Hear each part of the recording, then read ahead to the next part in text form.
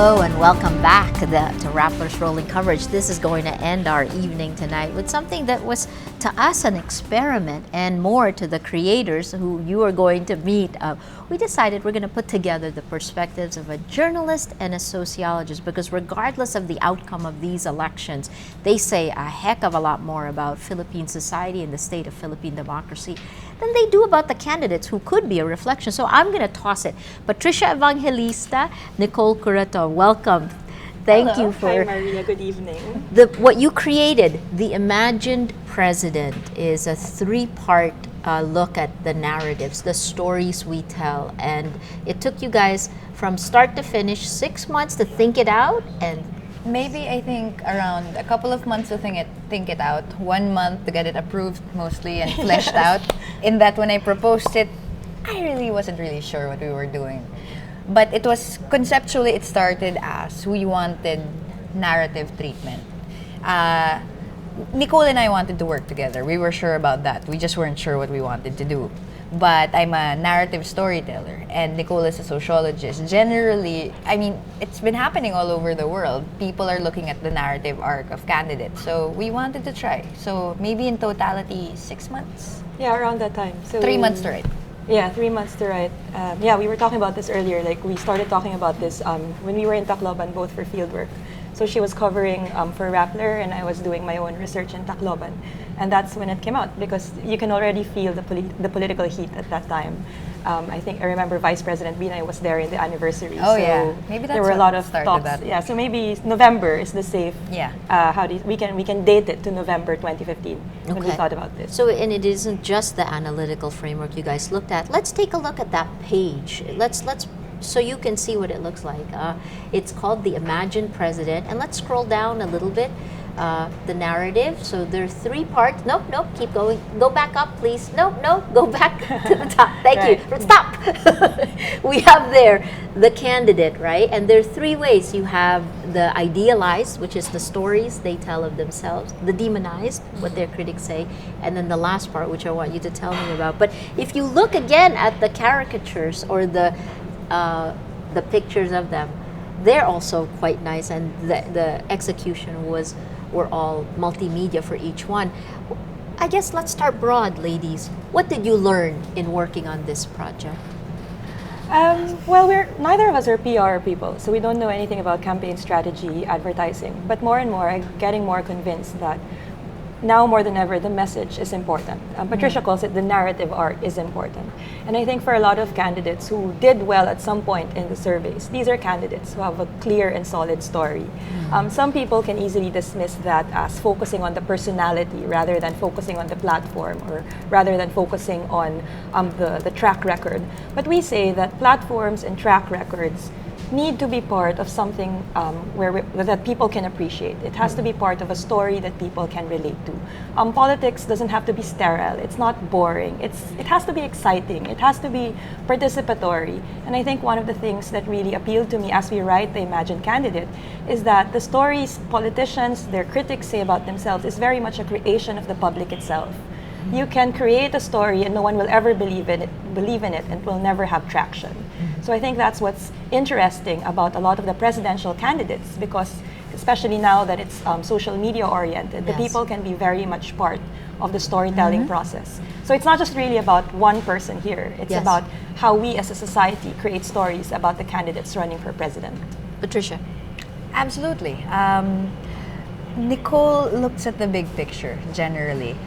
I look at patterns, stories, because I'm a journalist. I tell stories again and again, and these are stories I've heard before. And what I've seen generally is that people do look down at the concept of a personality-oriented candidate. And in as much as we've looked at platform, we've looked at, of course, there's a lot of verification involved in these stories too. There are elements of the story that when people go, that's me, that's who I am, that's who I want to stand for me. And Nicole and I have mostly realized that this election is a referendum on the story that's been told in the past, daang matuwid. So if they don't believe in that story, then they'll find whatever direction, whoever candidate will tell that story better for them. What did you learn about this narrative of our society? What did you learn? What worked the best? I think one of the most interesting revelations for me is how the narratives are so fragmented. For example, there is a narrative of Makati, there is a narrative of Davao, there is the narrative of Daang Matuwid, right? So these are very fragmented narratives of what the ideal of the Philippine society looks like. And to me, that's interesting. So that's one manifestation of a fragmented level of narratives on one hand. But on the other hand, it's also the kind of engagement we got from the comments that we have. We don't claim that this is the one single authoritative narrative account of everything that happened in the elections. And when we get comments that contest the narrative we say, then it's kind of interesting because we then reinforce the fact that yes, these are contesting narratives. These are very much alive. And I think, rather than take them as criticisms, we take this to be a more participatory way of thinking about how our narratives are constructed, how they're deconstructed, how they're challenged and contested. So to me, that's super exciting. This is a different way of working as a journalist. Was it difficult? I'm not sure. It was hard because I have never done 35,000 words in 3 months. I mean, holy fucking shit, that was hard. You told me I could talk whatever way Fast I 10 p.m. Maria, that's Nobody's awake for this. Besides, we live in a time where swearing will get you applause. Who knows? But in any Authenticity, case, right? authenticity. In any case, what I did learn was that stories, it's not bull. Stories do matter. I mean, Nicole and I started this because we understood that stories have elected presidents. Look at the EDSA revolution. It's not only elected one, it's elected 2 presidents. So the stories these candidates tell obviously do matter. I mean, in the beginning of the campaign, Nicole and I mostly agreed the clearest narrative was Jejomar Binay. Yeah. From beginning to end, the arc was clear. I come from poverty. I raised myself up by my bootstraps. I have won and succeeded, and if they take me down, it's because they don't want the poor to succeed. So I'll take you with me, and I'll succeed with you. Clearest narrative.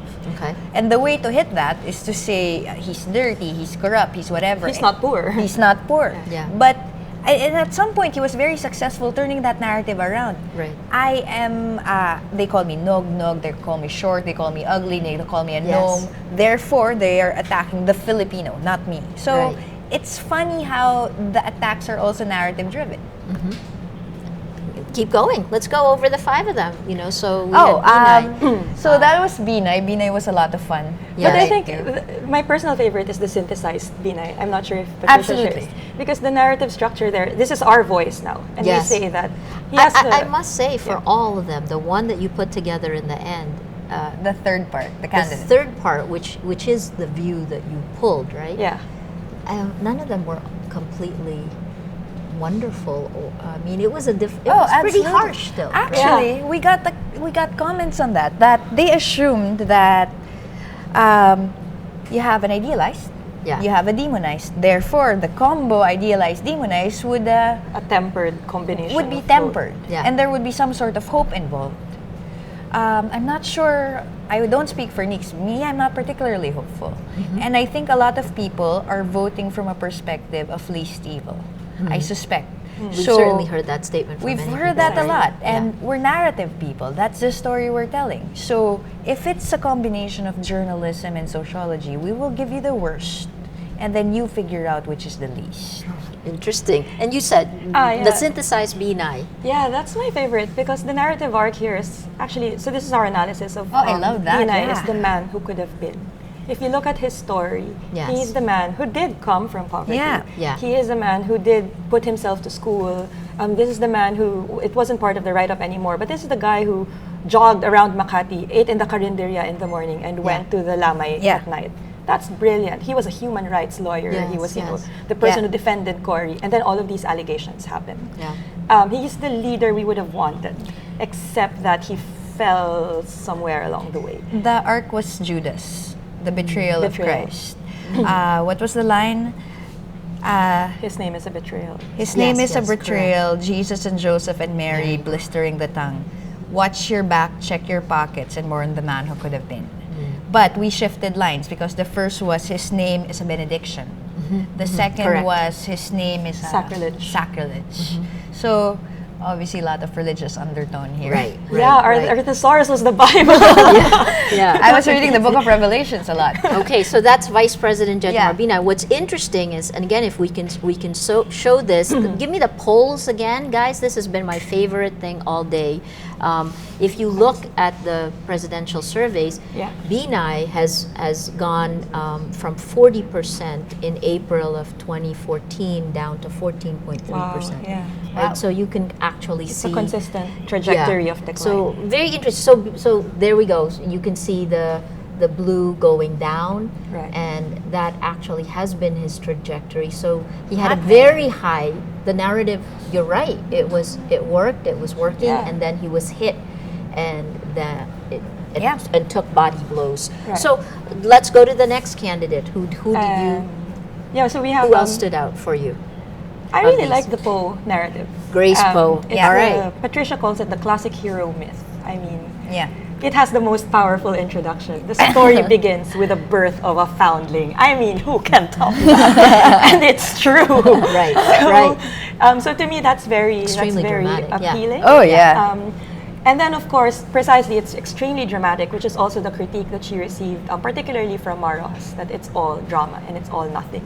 So when we reached the synthesis, the candidate part, the legend of Grace Poe, I mean, when we were discussing this, I really made this argument that, drama is important for politics. Yes. It's not Absolutely. extraneous to it.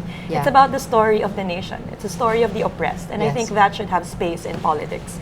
But the problem is if it's only just drama. Yes. What is the backbone behind the drama? Yes. So at the end of the Grace Poe narrative, we say this is the story, but in the end, It this is only a just story. Because she's given the entire arc. Yes. Daughter of a king, Yeah. daughter of a queen, Yeah. the hapless hero who comes from the wilds and then comes to save us all.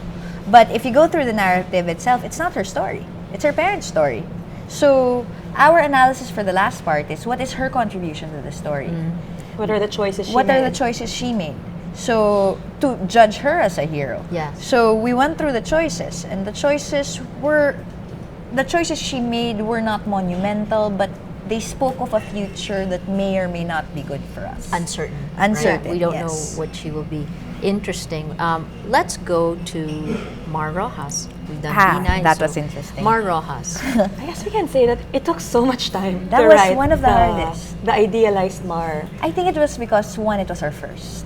It We was the wrote first Mar one we Rojas wrote. first, yeah. Mar of the people. Yeah. Yeah. I don't think it was actually the right call Yeah, to we start should've- with him. We should have done him last, only because at that time, he didn't have a narrative.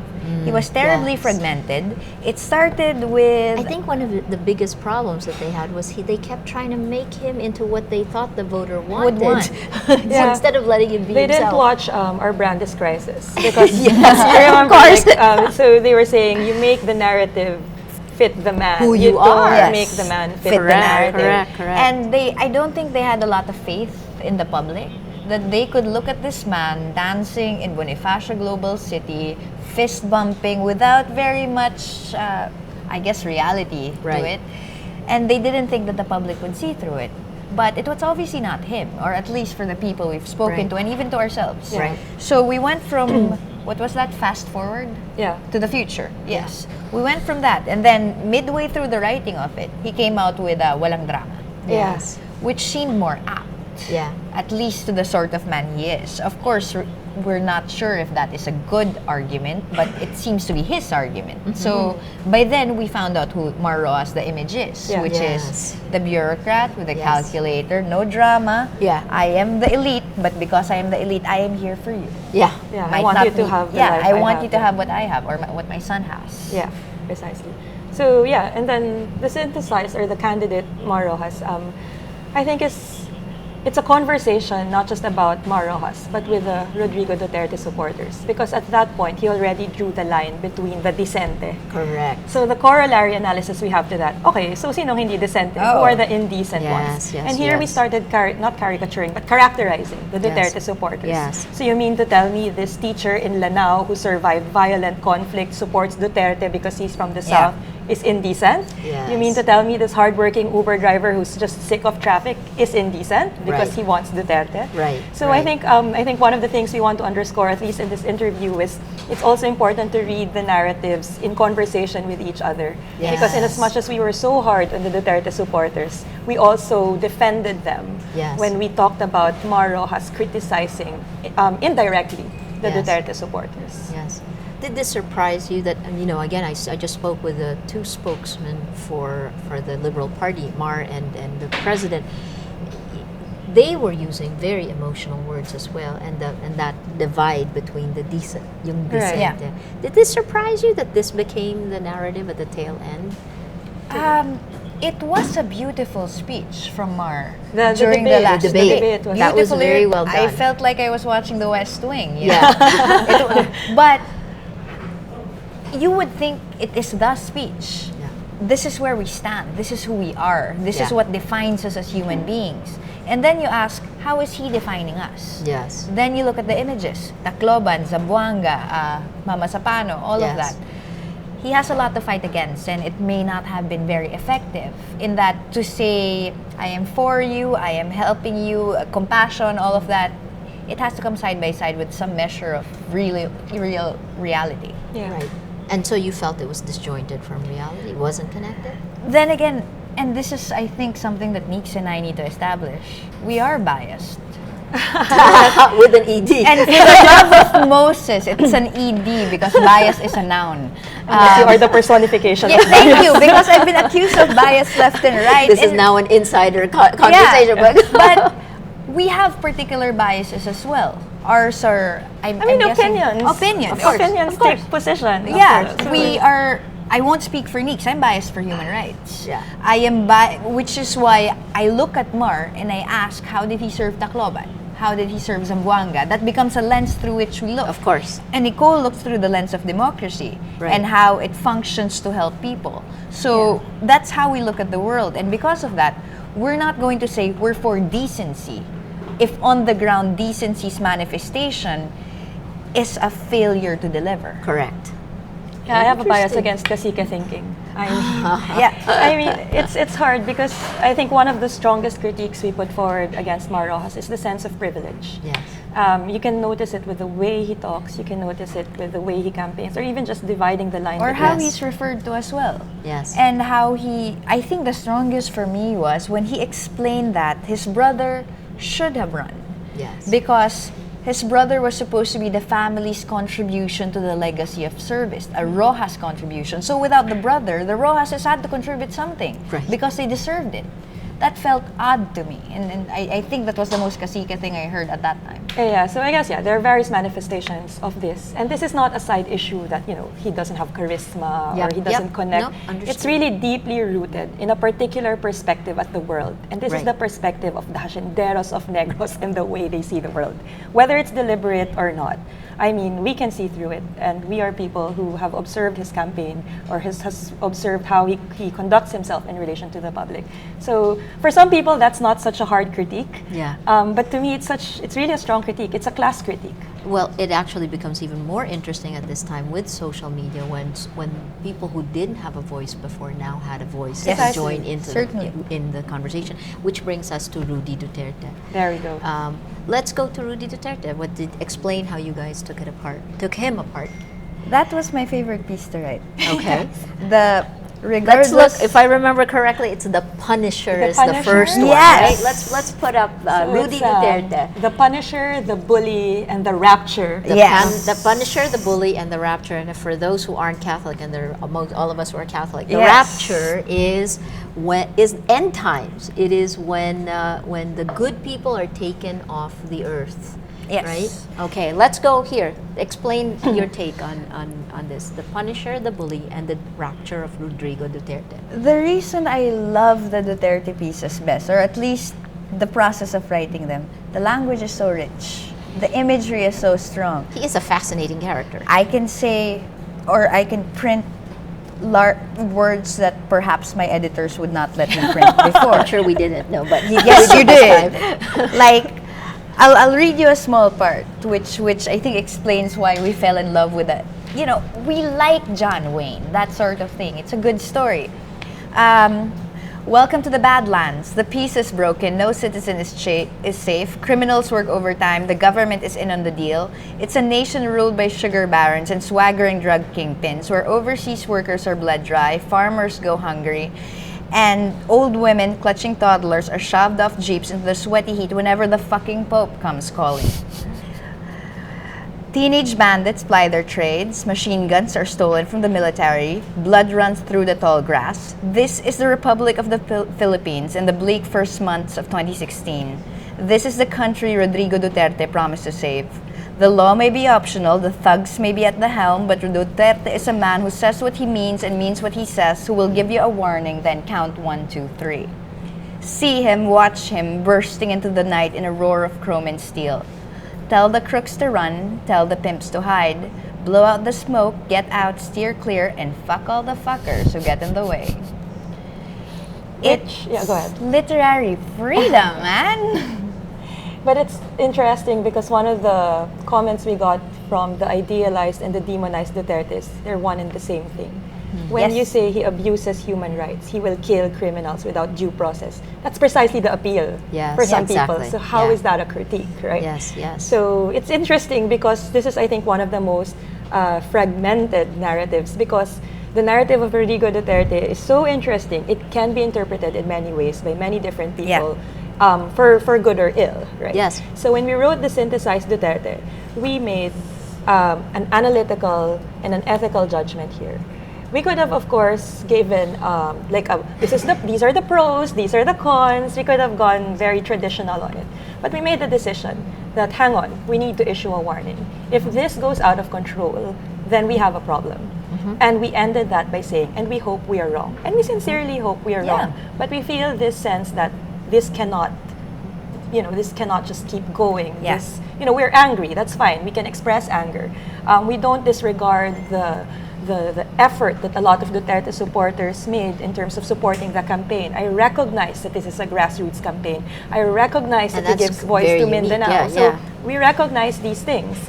But we have to also be responsible and recognize that if this goes out of hand, it's going to be very dangerous. Or if what he says is what he will do. That's frightening. Generally, what you're scared of is a president makes a promise and he doesn't deliver. I worry if he delivers on his promises. I worry about the people who will die without due process. And people say that's an elitist thinking. And screw that. If it is, then that's fine. Because true, there are some people who cannot afford to think beyond the basic necessities because we are a screwed up country.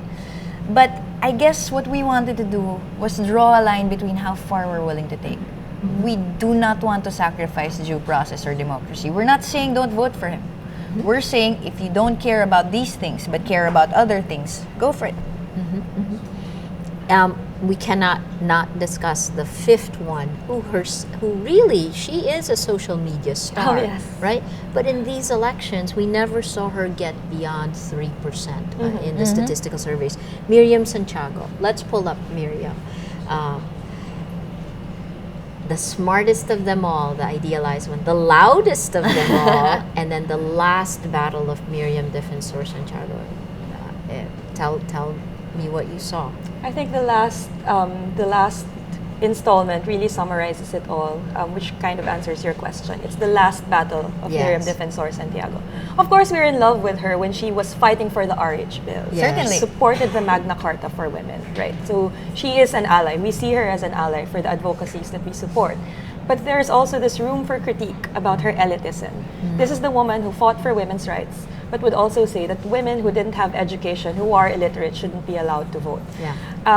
In many ways, we can say that this is the last battle in the sense that this is a fight for her relevance, the fight for that politics of elitism, of hyper-intellectualism, of intellectualism that excludes. Of course, we can talk about many other things. Some people were saying, why didn't you talk about her alliance with Joseph Estrada during the impeachment, her politics of convenience? Yeah, we talked about that a bit when we talked about when she picked Bongbong Marcos as running mate. Yes, correct. But ultimately, we think that her politics is a politics that does not work anymore if we take her politics seriously. Yeah, the jokes are fine in social media. They're funny. Yes, they're yes. they're spot on. The Yeah. hugot lines are funny. Yeah. But when you really get down to her politics, Yes. the how do you say that? The infrastructure of her political beliefs, Yes. it's elitist, and we reject that. But beyond that, and I think we would have done more, maybe taken her more seriously. Although we did take her very seriously, we would have done more if she were more relevant right now, if the possibility of her winning was higher. It Yeah. did flavor the writing Yes. because of her claim that she was going to win and the improbability that she was going to win. So her failure to recognize that made her more irrelevant, I think. Yeah. So Actually, a bit sad though And in the a bit presidential sad. debate when she would. when she had a difficult time, we We factored. all took a deep breath. Yeah, and we were like, all terrified. gosh, Yeah. And we all factored in the fact that she refused to release her medical record, so we couldn't know. And it was sad because she was claiming to be number one among students. But the students were not all campus students. So in schools, sure. But what about all the other millennials who do not go to school, are forced to work, underpaid, that sort of thing? So we feel there were false claims, a lot of them. But because she is Miriam, we listened and we maintained Not only it, that, right? because she is Miriam and she is sick, we do Yes. not fight back. Correct. I think the most telling line of the last debate was when Duterte said, "I don't have a question, Yes. except one, Madam, are you okay?" I think that's... Or how are you today? Really How are interesting. you How are you today? doing? Yeah. So collectively, what do these stories say about our society today? About Filipinos? I think we're sad. I think we're frustrated. Okay. I think we have expected quite a lot from our leaders, whether justifiably or otherwise, and we haven't seen that. So those who have chosen the decent choice, as he's been called, we feel are in the defensive. And I think that's normal, because always in every election, the opposition gets stronger fighting back unless the Yeah. machinery is heavy. But generally, it's an angry election, is what I would like to say. And I don't think angry is a bad thing. It's glorious. Nicole? Yeah, I think I agree with Pat. There are 5 stories here, and at some point, 3 of the 5 were front runners in the survey. But none of that mattered when the story about fuck everybody emerged. Yeah. And that's very telling. You can have a story about the foundling, you can have the story about the poor man who can be president, and of course you have the Ang Matuwid story. These are stories that had traction, these are stories that people have come to appreciate, but I'm thinking now in terms of Rodrigo Duterte being the front runner in the last few surveys. So I guess what I'm saying here is Significant front we runner, now live in a society where a lot of the interesting stories suddenly became irrelevant with a man who was able to articulate the sentiment of a lot of people. Which is the anger, Which is and anger, the frustration, the marginalization. Professor Randy David calls a Rodrigo Duterte speech as a sensual experience. A lot of it is emotive. yeah, a lot absolutely. of it is, hitting the right buttons. Authenticity. Again, precisely. Even, again, I guess we were having this discussion the other day, how much of what he says is real and how much is hyperbole. Right. How We don't much of it know. is for attention. And, again, like the Cold War deterrence. How much of it is deterrence, how much Right. of it is... Yes. Yeah. But I think Nix is absolutely correct. I mean, it's sensual, it's romantic, it's Don't let everything. Rudy Duterte hear you say Sensory. sensual. Let's use sensory. I'm sorry, sensory, precisely. But it is dramatic and it manifests frustration and rage and anger.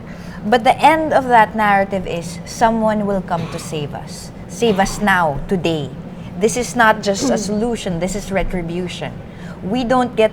He's not just saying, "I'll fix your lives." He says, "I'll screw over the fuckers who screwed with you."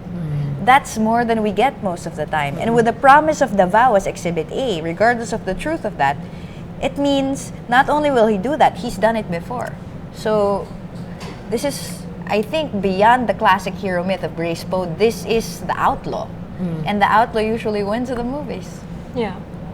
I think how I want this narrative to continue is to transition from Rodrigo Duterte, the person, to to the movement supporting Rodrigo Duterte. Which has been an amazing beautiful thing to It's watch, fantastic. right? Yeah. She was in the I was in the Meeting the Avance last night. I've covered a lot of rallies, big ones, small ones, protests, whatever. I've never been to one where from the very edge to the very front, people were listening. And not just randomly listening. They laugh when they should laugh. They Yeah. protest when they should protest. And they say screw you when they're told to say screw you. But they're thinking. Yeah. They're supporting. He's joining them. He's not asking them to join him. He's saying all of us flunked college. All of us have been screwed by the elite. And I will run a government where nobody is going to screw with you. I'll protect you. So it's not just punisher, it's And yet protector. the elite also actually support him, right? Yes. In Yeah, terms for of sure. AB. Yeah. People have talked a lot about his joke about rape Yes. and the Australian woman, which has been distasteful and has gotten him international headlines. But another interpretation of that could be that he refuses to be anything other than who he is, which is A misogynist? it could be. Remember when a person starts from, oh my gosh, oh here is the It's top Look at shot that. of last Isn't that night, right? superb? He doesn't go back. Remember, if let's say you start with a poor person, right? If you're poor, you ate with your hands, and then later on, 20 years later, you've got silver. You don't look down on the people who are still eating with his hands. In a way, Maria, the way you're he equating eating speaks- with your hands with wanting to rape a woman. That's Again, I completely will say, you know, it's similar in the sense No, that Maria. it's a There's negative no identity universe fragment. where it can be made similar. I think there's a group of people, particularly men, in this society Who would laugh at a rape joke? who actually do, but rarely do we see them because it's not politically correct. Precisely. Right. It's not politically But correct. it's not just political. It's not political correctness. I think that's where we decided to draw the line. Not political correctness. It's wrong. I think that's where we stand mostly. For me, this is similar in the same way that somebody is against homosexuality, that somebody is a Yeah. misogynist. Yeah. You know, anything that isn't politically correct, right? This just happened to have been something he touched that he didn't even realize, right?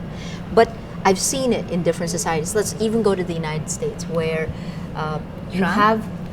Let's not go to Trump, but for me, so much change that happened.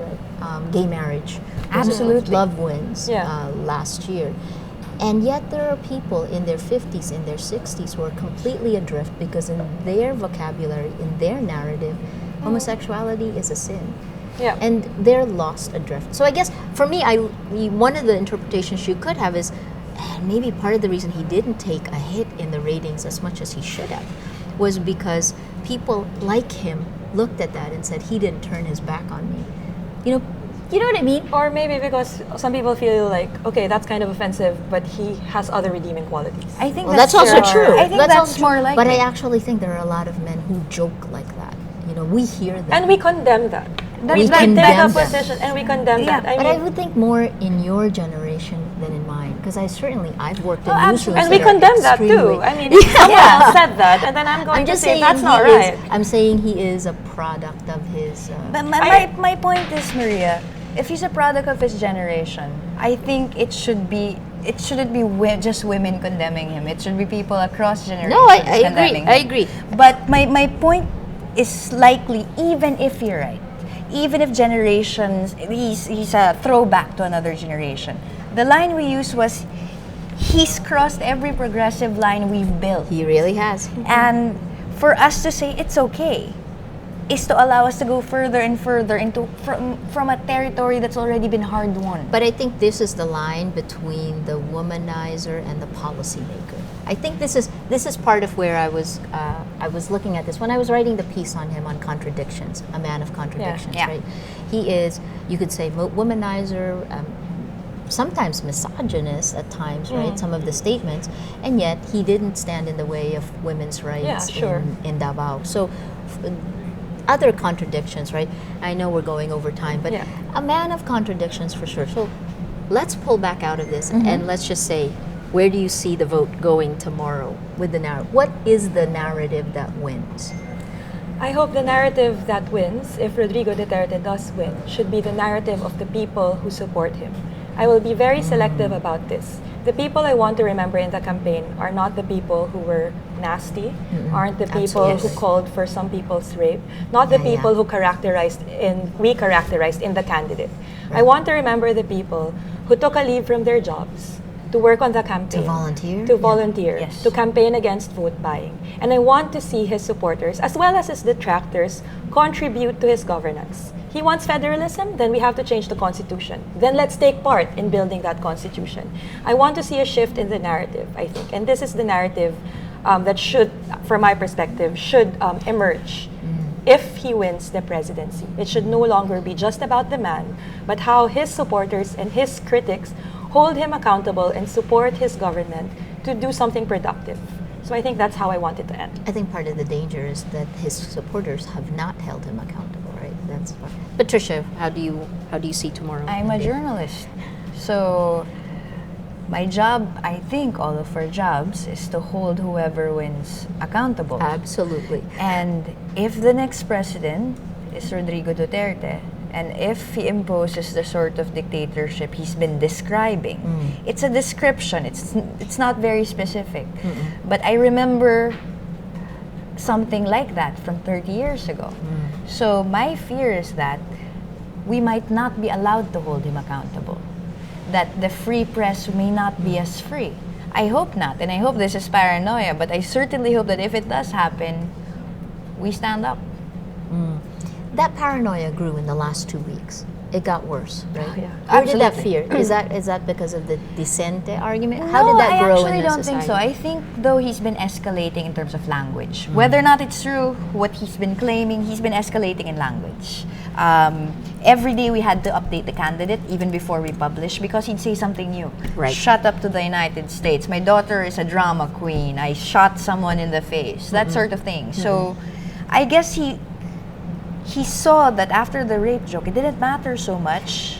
It was surprising he survived that landmine. Yeah, I was surprised. But after that, nothing, I think, could surprise us anymore. He could say anything and that was fine. That was my point, in that I don't know if we'll be allowed to hold him accountable. If everything we say is considered biased or heresy, if every line we draw is considered intellectualism or elitism, my country too. I have to live in it. So I want to take a stand. Fast? Yeah. I just think that's why I feel a sense of huge discomfort with Mayor Duterte. It's because for me, talk is not cheap. Yeah. I don't buy the argument that he's just making, it's just gutter language, or don't take it literally. There's a certain way he communicates. But we're talking about the presidency. Talk is not cheap. Talk has implications. And if the idea is he's authentic, you cannot change the man, this is how he is, then I think the best case scenario here is, for the people to just keep on being vigilant, Yes. and make sure that we take part in his administration in whatever way that we can. That's the best case scenario for me. Okay. So if you want optimistic, that's optimism for you. She's the optimistic one. Yes. I have to say, the imagined president is not optimistic in many, many ways. It's a value judgment. Yeah, it's a value judgment that we are scared, we are worried, we are not particularly hopeful. Yes. But this is the narrative of the election season, the way we see it. Yeah, because concern and frustration is just as much a legitimate perspective as hope and optimism. Just so happens for us, that's what we saw. I like the part of the engagement of the crowd, and the crowd came together. So that's my but having said that, you've got to read The Imagined President. It's hashtag The Imagined President, written by Patricia Evangelista and Nicole Curato. So it's rappler.com/imaginepresident. And thanks for letting us do this. No. I don't think we've emphasized enough how insane it was that you guys gave us a shot at writing 2,000-word essays at a digital time where people are supposed to only write 500-word articles. I think it was great, and it is something you must read. It's thought-provoking. It'll push you to a side. Please go ahead and read it. It is a few hours before polls open. The ballots are already there. As you heard earlier, if the vote buying is happening, it's happening now. So be vigilant. If you're going to vote, get up early. Bring plenty of water. We're going to be back. We'll be live at 5 in the morning. The same team. Cheche Lazaro will be here also with us during the day, as well as Natasha Gutierrez. Ladies, thank you. Patricia and Nicole, go to sleep and we'll see you soon. See you tomorrow at 5 a.m. for the PH Vote election coverage. And just a reminder, the liquor ban is still in effect. Bye-bye.